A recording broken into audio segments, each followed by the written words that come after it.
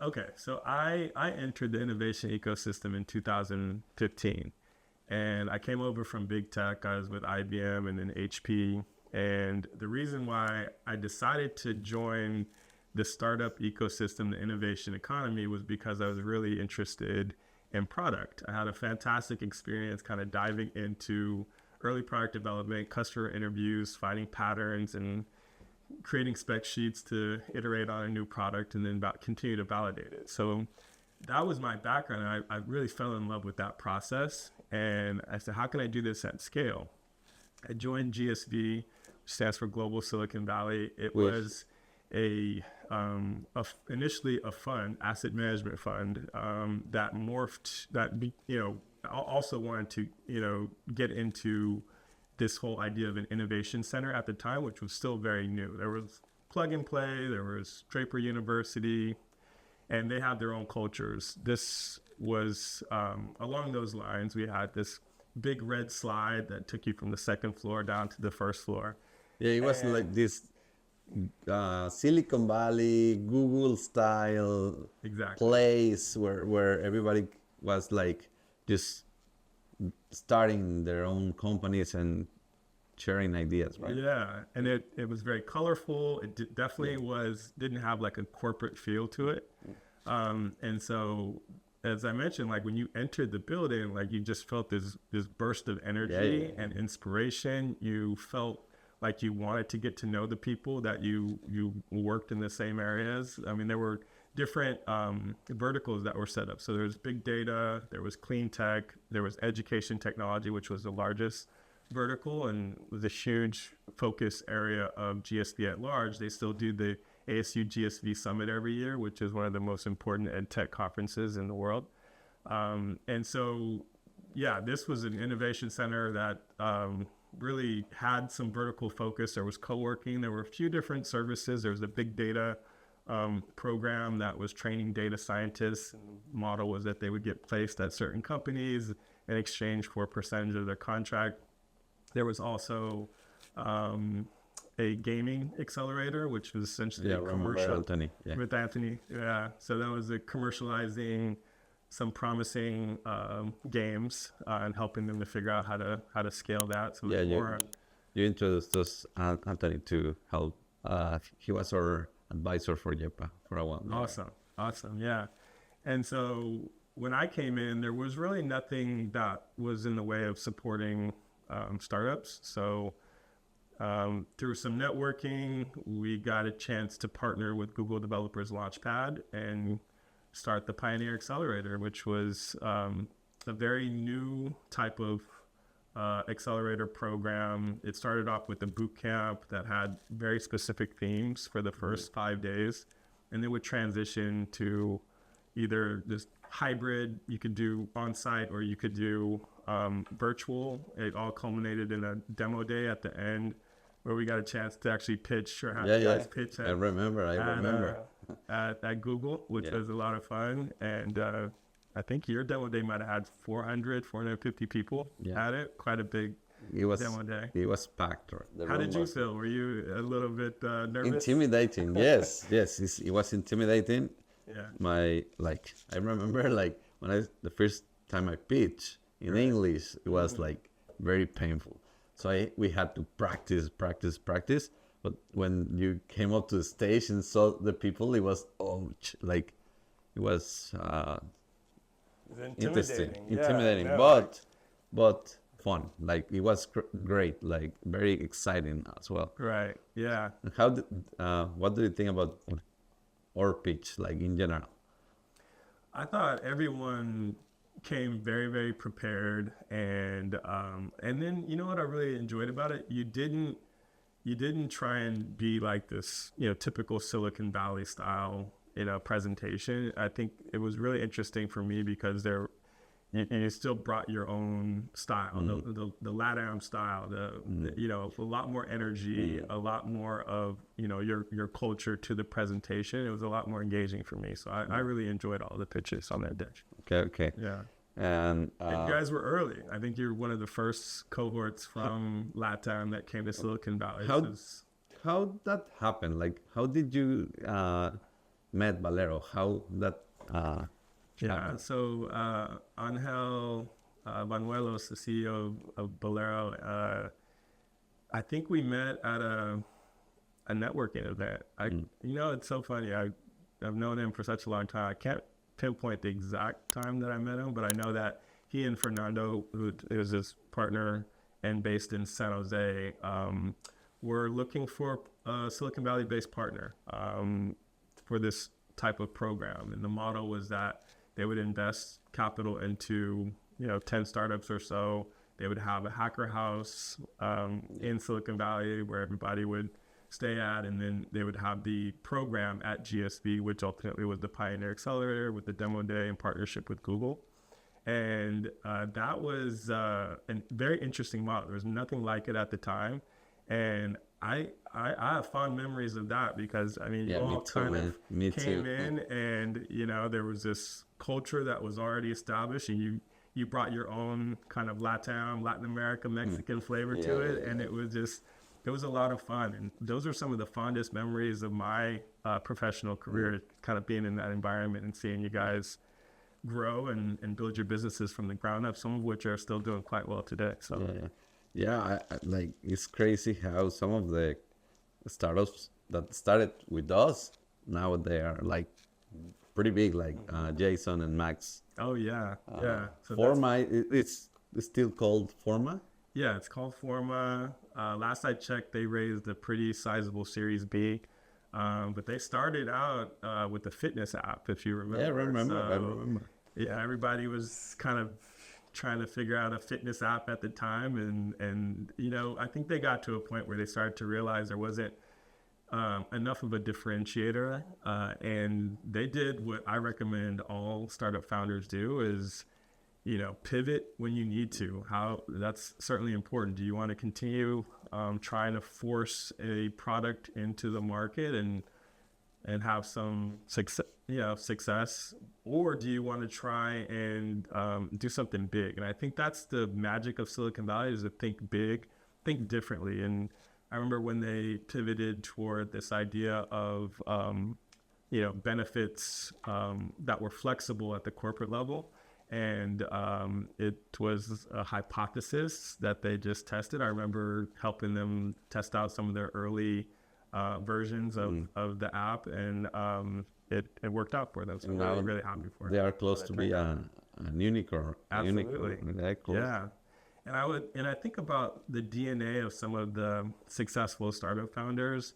One thing that seems to be a pattern across the board is that you have a business founder and a technical co-founder who are just almost addicted to the problem that they're solving and are going to work around the clock while everybody else is going home, to do other things. They're still in the office coding, working, trying to figure, out next steps and next milestones that they want to hit. So whether it's them or there's plenty of other examples as well. That seems to be something that I've seen with startup founders that typically have success. What's the difference between ecosystems? Like, sorry that I didn't introduce you very well, but Bobby, he or like the manager or the you were in charge of the acceleration program. Javier and myself and everybody that has been uninvited into the Prodcast was also part of the same cohort. So you were like in charge of that, right? That's right.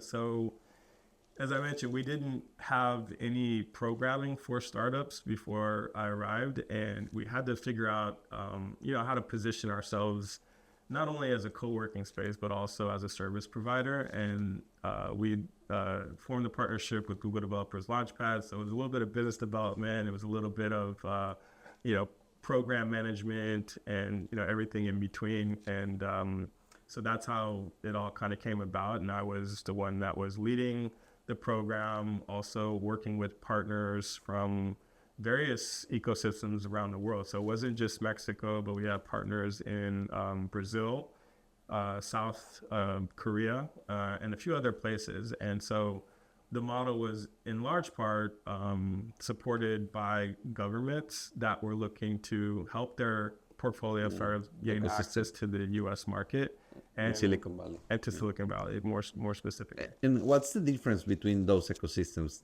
that you've been interacting with startups from everywhere in the world? So what's that like you're feeling in terms of the difference between the ecosystems? Is it like very like noticeable? So in terms of the difference between the ecosystems, I would say a few things. So if you look at South Korea, that's probably an ecosystem that I look at as a fantastic case study globally, because they did have the backing of the government. They were investing a lot of money into developing startups at the early stage. They typically had a couple of different tracks, helping early stage companies and helping growth stage companies go abroad. And so this was a program they put a lot of money and resources behind, and partnered with different operators, accelerators, and other ecosystems around the world, including generally 2 or 3 partners in Silicon Valley, one in New York, another one in Berlin, Singapore, and the UK. So there were a few others that were kind of like their go-tos in terms of helping their startups to scale abroad. And the idea was to really help them to gain access to networks and best practices related to the ecosystem that they wanted to enter into and learn from. And so South Korea, they've been, I can't tell you, like the difference in the quality of startups from 8 years ago versus today has just been exponential. Okay. And the founders there are typically very much, technical founders. They don't have as much of the business acumen that I think is important for founders to succeed. So that's one of the reasons why I think they typically do these types of programs to learn how to commercialize. If you will describe one good, differentiator from Korea, Brazil, Latam, what will be for each, something that identifies them? A differentiator would be around, certainly the culture, the way that people present themselves is very, very different. So as I mentioned, in Mexico and certainly in Brazil and Argentina, other parts of Latin America, you don't need to even help people understand how to network, because it's already embedded in their DNA and they know how to do it. Versus other parts of the world, typically in Asia, you typically need to, they're used to being introduced to people that they're interested in speaking with. It doesn't come naturally, and it's part of the culture there that they don't necessarily just approach people, especially if they're what they perceive to be senior to them. So if it's an investor, it's a C-suite executive, they're waiting exclusively for an introduction. And whereas in Mexico and Brazil and other parts of Latam, it comes more naturally just to approach people. Hello, this is my name. This is my startup. And so that part is, I think, as I mentioned, already kind of good to go with Latam versus other areas of the world. I would say in terms of, I guess, differences as well, more of I guess, different problems that are being solved as well. In Latam, more of a focus on, fintech, ed tech companies, logistics, et cetera. And then in other parts of Asia, specifically in Korea, it's more fashion, beauty, and then more kind of technical back-end solutions as well. So just different problems. Interesting. What would be your advice for Latin American startups? If they couldn't come in the first day to Silicon Valley to learn, and the experience we had was very, very enlightening. Right. What would you recommend in your perspective and your experience? Well, I would say if you do decide to come here to Silicon Valley, there needs to be a very specific objective And it's just like if you're, you know, training for a marathon or to be an athlete or something, there's a North Star objective that you're working toward. If you don't have that, then you're just kind of out here without any focus, and that's an expensive decision in many cases. So I would say, you know, this is still the land of the builders, and I mean, especially here in Silicon Valley, it's not a fun place to live per se. It's very quiet and a very domesticated kind of scene. There aren't a lot of bars or clubs or anything like that. People just build out here. And so if you're serious about building, I would say there's no better place to be. If you're past a certain stage, I think if you found product market fit, this is a good place to be, because you can probably gain the attention of some investors out here, especially if you've, you know, have some early traction in your home market. But if not, if you're, you know, pre-revenue and you're working on your first company, then it's probably not going to be a good use of your time and money to come out here. So it's just something to keep in mind. Base, yeah. Stage and, you know, whether or not you have some initial traction would be I think a couple of benchmarks that you'd want to hit before you're able to really come out here and thrive.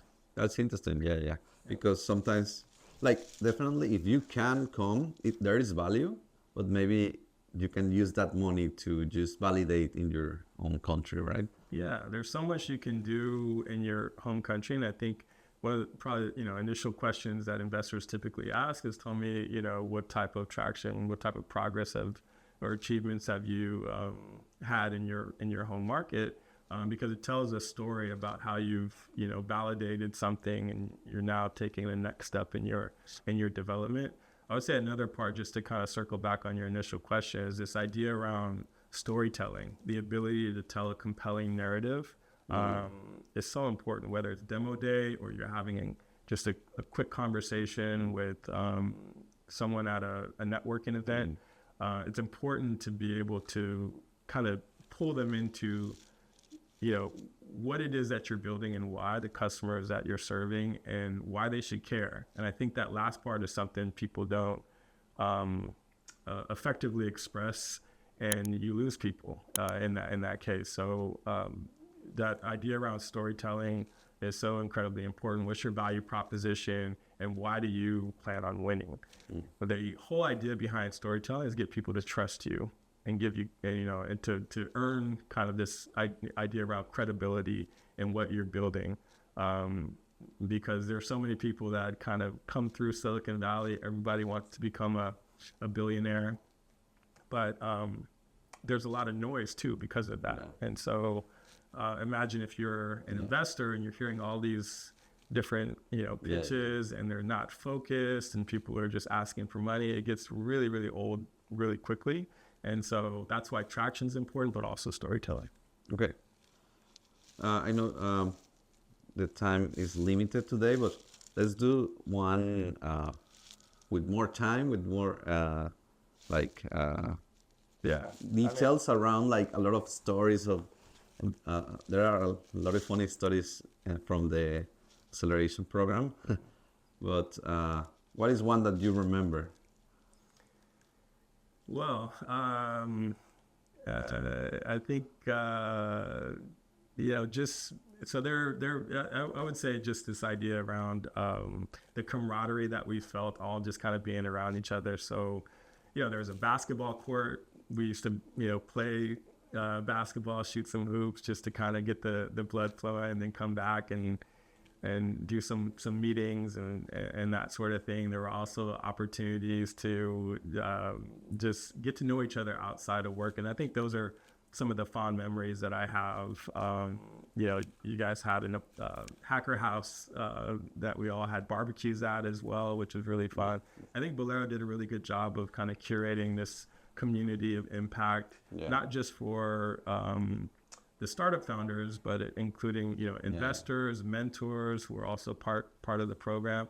As you know, there are some really great mentors that were part of our programs, including, you know, Chris Peralta and Tommaso, and they were all really instrumental in, you know, helping. And very close to us. Like they were very like trying to help. Yeah. Got to know their families, and we also came to Mexico and spent some time out there in Guadalajara. So it definitely had this like familial energy and vibe to it, which I think also strengthened the program as well. So it wasn't just transactional, here are tools, here's theory, go ahead and build, but it was more like, how can I continue to support you even beyond the 12 weeks of the program, and maintaining this contact even beyond the program, I think is really what I enjoy too, because I think creating a startup, as is not kind of a linear process, and there's no kind of endpoint to that you can really attach yourself to. Yes. It really does take time, and you don't necessarily know when you arrive at your destination. And so any type of support and continuing these relationships beyond these very finite programs is going to be really important. Yeah, I really appreciate the like friendships I met, like with you, with Chris. It was very, very like valuable to like still be in touch and talking, and once in a while it's very good. It's very valuable. Awesome. Yeah. And I just gotta say, I'm really proud of all the success you've had with the podcast. I mean, this is a fantastic platform to continue to support founders at scale by helping to give them best practices around what it means to be a product-focused founder and really solve problems on behalf of customers. I think if people across Latam can kind of enter into entrepreneurship with that framing, that lens of being passionate about solving problems for customers, not necessarily building products just to build products, but to build products that have a utility for a specific problem that exists in the market.